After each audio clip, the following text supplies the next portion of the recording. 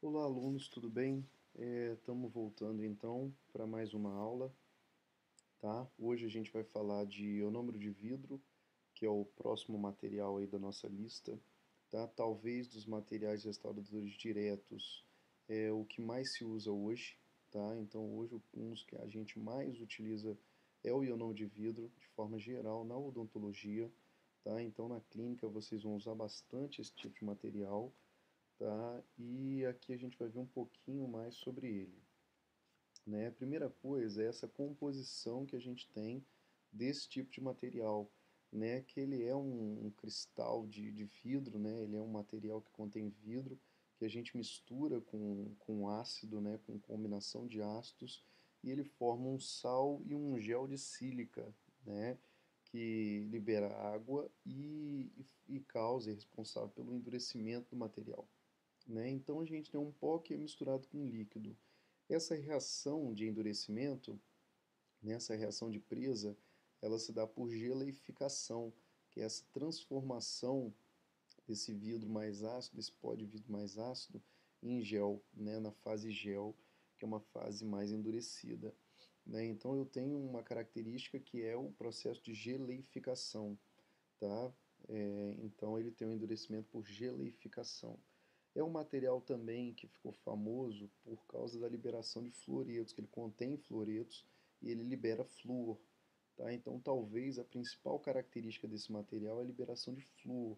Eu vou falar um pouquinho mais à frente, porque essa liberação de flúor ela é mediante a solubilização, a dissolução, tá, do material. Então não fica liberando flúor direto, não. Na verdade, ele libera flúor à medida que ele dissolve na boca. E a maior índice de liberação de flúor é nas primeiras 24, 48 horas, que é o tempo de geleificação final desse material.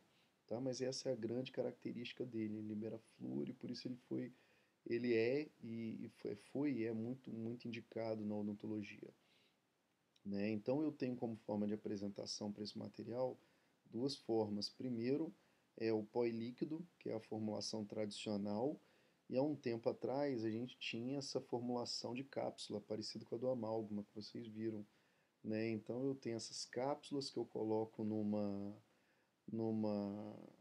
igual um amalgamador, né, no misturador, e depois eu ponho nessa pistolinha, né? Então essas cápsulas já vêm com a pontinha para inserir. Isso era bem prático, né? Isso facilitava muito a utilização do ionômero, só que é um processo que encareceu um pouco o produto, né? E aí saiu um pouco do mercado, a gente não usa muito dessa forma, né? Então a forma mais comum do ionômero de vidro é essa, é o pó e o líquido, né? A gente observa que no líquido a gente tem alguns ácidos, sendo o principal o ácido policarboxílico, mas a gente tem outra combinação, né, itacônico, tricarbálico, maleico ou tartárico, e no pó a gente tem a sílica, né, que é o vidro, né, misturada com alúmio, fluoreto de cálcio, pó vítreo, né, com alumínio, silicato de cálcio, e ele contém um alto teor de fluoreto. Então, de forma geral, a formulação ela vem assim, tá? Então eu tenho os ácidos presentes no líquido e a sílica e o restante presente no pó, tá? Então eu tenho a mistura desses dois aí e a reação é essa reação de endurecimento por geleificação, né? As principais características desse material, eu comecei a falar, é a liberação de flúor, né? A liberação de flúor dele é uma característica marcante. Isso faz ele ser indicado para algumas terapias, né?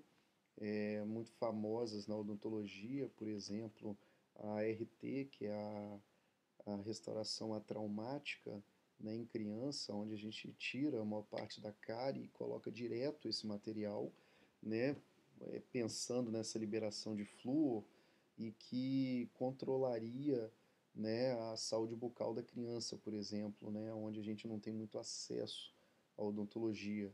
Ele também, por conter esse flúor, ele acaba exercendo efeito antimicrobiano e uma ação anticariogênica, e ele é bem biocompatível, né? Ele é biocompatível com os tecidos, né? Então isso aí são vantagens desse material. Uma outra vantagem desse material é o coeficiente de expansão térmica igual ao do dente. Eu falei na aula para vocês de propriedades físicas e mecânicas esse coeficiente de expansão térmica do dente, ele reduz a margem de infiltração, né, a infiltração na margem da restauração do dente. E isso é algo bem interessante nesse material. Além disso, ele é o único material que a gente tem hoje que apresenta adesão química ao dente, né? Então ele tem ligação ao cálcio do dente. Então isso é uma característica marcante dele, tá? E acaba como sendo desvantagem, ele não é um material estético, tá? Então ele é um material que ele não fica muito bonito na boca. Então, embora ele seja branco, a gente não consegue dar polimento, né? Ele é um branco fosco, a gente não tem muitas opções de cores. Então ele não é um material muito estético não, embora ele seja claro, ao contrário do amálgama, ele é branco, o amálgama é metálico, né? E o que eu vejo comparado com as resinas, o que a gente observa é que ele tem baixa resistência mecânica. Então o ionômero de vidro ele não dura muito tempo na boca, né? Ele vai sendo desgastado por nossos hábitos mastigatórios, né, de alimentação, e ele tem uma alta solubilidade. Ele vai dissolvendo, né? Principalmente se a pessoa tiver uma dieta ácida, né? Quanto maior a acidez, mais esse material vai se solubilizar. Então, depois de um tempo, essa restauração ela é desgastada, ela vai perdendo sua forma, né? Então, isso aí acaba tornando esse material muito indicado como restaurador provisório, né? Mas restaurador provisório de longa duração, né? Porque ele é desgastado, mas não é tão rápido. Então, ele dura alguns meses aí na cavidade bucal de forma adequada, tá? E aí a gente tem essa sequência aí, né, ou essas informações adicionais, né, que o ionômero ele necessita, né, por essa característica dele de adesão à estrutura dentinária, né, essa adesão ela é favorecida quando a gente coloca um condicionador de dentina, né, a gente passa um condicionador na estrutura dentinária. Então, antes de colocar o ionômero, a gente usa o ácido poliacrílico, né, que é o condicionador de dentina, nada mais é do que o ácido poliacrílico, sobre o dente e deixa 15 segundos e lava. Tá? Então, esse material ele necessita de um condicionador. Ele necessita que a gente passe esse produto antes de colocar ele na cavidade, tá? E lave, remova esse produto, né? Após passar, seque a cavidade e aplique o material. E por último, por ele ser solúvel, ele também precisa de que se passe algo depois que a gente termina de fazer ele, né? Ou um verniz, ou um adesivo, ou algum protetor específico, mas alguma coisa na superfície dele, porque ele é solúvel nessas primeiras horas, principalmente, e até a presa final, né, a gelificação final dele, que se dá de 24 a 48 horas. Né? Então a gente recomenda colocar um protetor de superfície depois desse material. Esse material também, com a ideia de melhorar, né, com a ideia de melhorar as características, né, vamos pensar assim, as características desfavoráveis dele, foi tentado modificar ele com resina. Né? Então a resina deixava ele menos solúvel e deixava ele um pouco mais resistente. Né? Então se colocava no líquido os monômeros, né, resinosos, no pó se colocava fotoiniciadores, né, para uma coisa ativar a outra, né, e a gente tem aí os cimentos de ionômero de vidro modificados por resina, que são bons cimentos. Né, eles são um pouco mais caros, né, então a gente acaba isso restringiu um pouco o uso deles, mas eles dão um conforto muito bom para a gente, né? Porque são os materiais que têm um pouco mais de resistência, têm mais durabilidade, são menos solúveis e a gente pode usar uma luz para endurecer ele, né? A presa inicial dele é mais rápida, então a gente demora menos do que o ionômero convencional. No ionômero convencional a gente esperaria uns 15 minutos, que é a presa inicial. Nesse aí, a partir do momento que a gente incide uma luz, ele já tem a gelificação inicial dele feita, então é um material mais rápido de trabalhar, né? Então esse acréscimo de componentes resinosos foi favorável, embora eles ficando um pouco mais caros, eles acabaram tendo essa vantagem de melhorar a resistência, melhorar o tempo de trabalho deles. E eles têm a mesma característica, né, dos ionômeros convencionais, só que associando o que eu já falei para vocês, um maior custo, menor solubilidade e maior resistência mecânica comparada ao ionômero de vidro convencional, né? As outras características são bem parecidas. Alguns autores falam que eles têm uma menor liberação de flúor justamente porque eles são menos solúveis na cavidade, né? Mas fora isso, todas as características são mantidas, né? O que a gente pode ver nessa forma de apresentação do modificado por resina é que eles vêm com um primer, alguns deles vêm com um primer que a gente aplica. Não é o condicionador de dentina convencional, tá? É um primerzinho que vem no kit, por exemplo, esse da 3M. Então eu aplico o primer antes de misturar o pó com líquido e aplicar o ionômero, né? Então seria mais ou menos essa ideia, tá? Eu não passaria o condicionador de dentina, mas passaria um primer antes de colocar o ionômero. E também faria a proteção da superfície dele após a ativação, a fotoativação. E eu também tenho, assim, diferentes tipos, né, de ionômero, né? Eu tenho o ionômero do tipo 1, que são ionômeros para cimentação de coroas, né? Então a gente usa eles para cimentar coroas definitivas, coroas metálicas, metalocerâmicas, ou algumas cerâmicas puras, né? Por exemplo, a zircônia, durante muito tempo foi indicado esse tipo de material, hoje a gente não usa mais com essa finalidade, mas eu tenho eles para poder cimentar coroas metalocerâmicas e coroas metálicas. O tipo 2 é o ionômero de vidro para restaurações temporárias, como eu falei antes, né? Eles são bem indicados para restaurações temporárias, mas de longa duração. Por exemplo, após terminar um canal, até o paciente procurar um outro dentista para restaurar, né? Então, esse tipo de material pode ficar meses na boca, né? Então, essa é a vantagem, ele tem uma resistência adequada para isso, mas não para uma restauração definitiva. E por último, a gente tem o cimento de ionômero de vidro tipo 3, que a gente usa para selamento de cicatrículas, né? Fossas e fissuras, né? Fóssulas e fissuras, e como base forradora, né? A gente usa esse material aí também como exemplo, como uma base forradora para amálgama, como base forradora para resina, né? Na verdade, a maior parte da indicação dele é como base forradora para as resinas.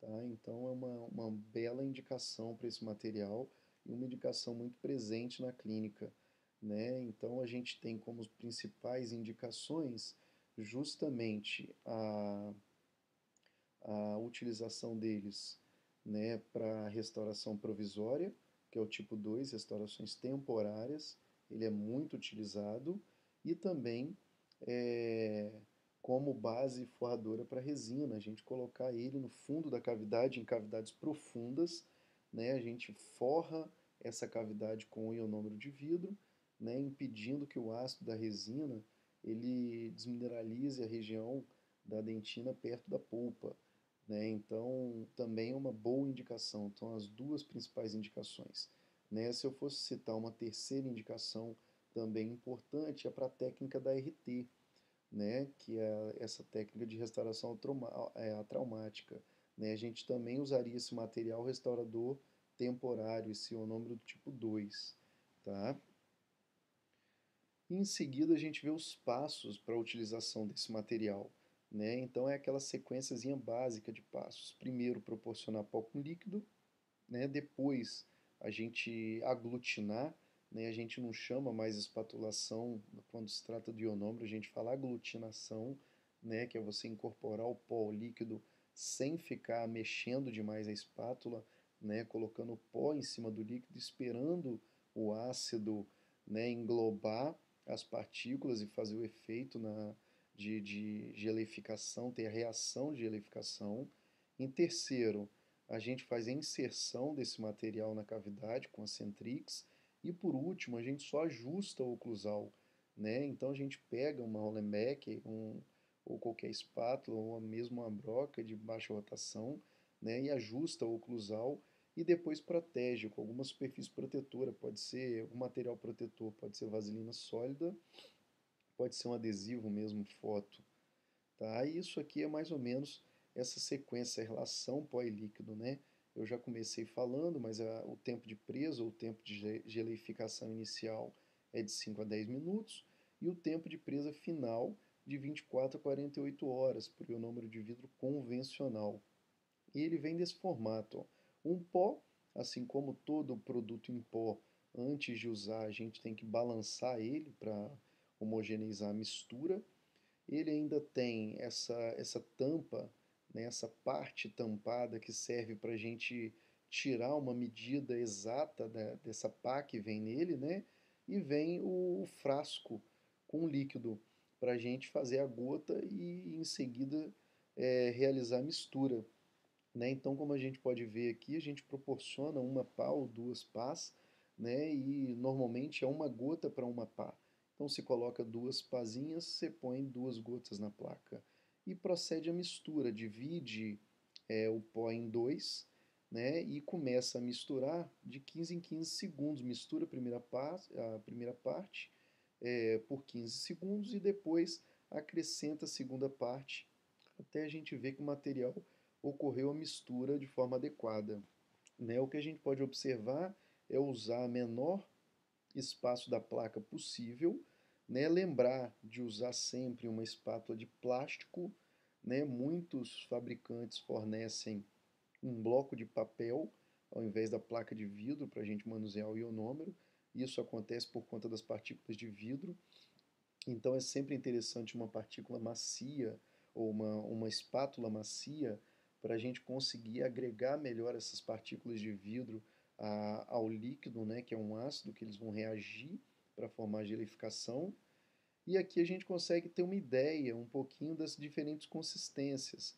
Né? O ionômero de vidro tipo 1, que é para cimentação, ele fica mais fluido, né? Porque a gente não quer que essa cimentação desadapte a coroa que vai ser cimentada. Né? Então, quanto mais fina essa camada, melhor. O ionômero de vidro para restauração, ele já é mais viscoso.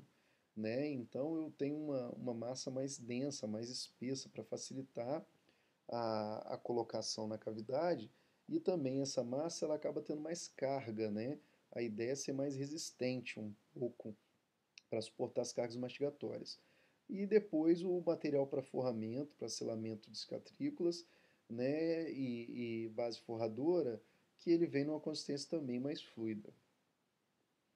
Esse aqui é um exemplo, né, que vocês podem achar no próprio YouTube aí, várias pessoas, vários profissionais seguindo essa manipulação.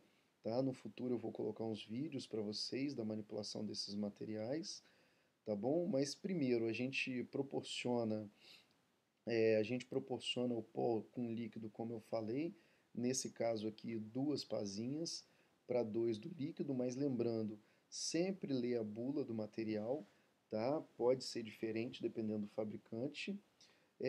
Dispõe o pó e o líquido na placa, após dispor o pó e o líquido na placa, divide esse pó em dois e mistura com o líquido de 15 em 15 segundos, né? Até a gente formar uma massa e a gente vê um brilho nessa massa.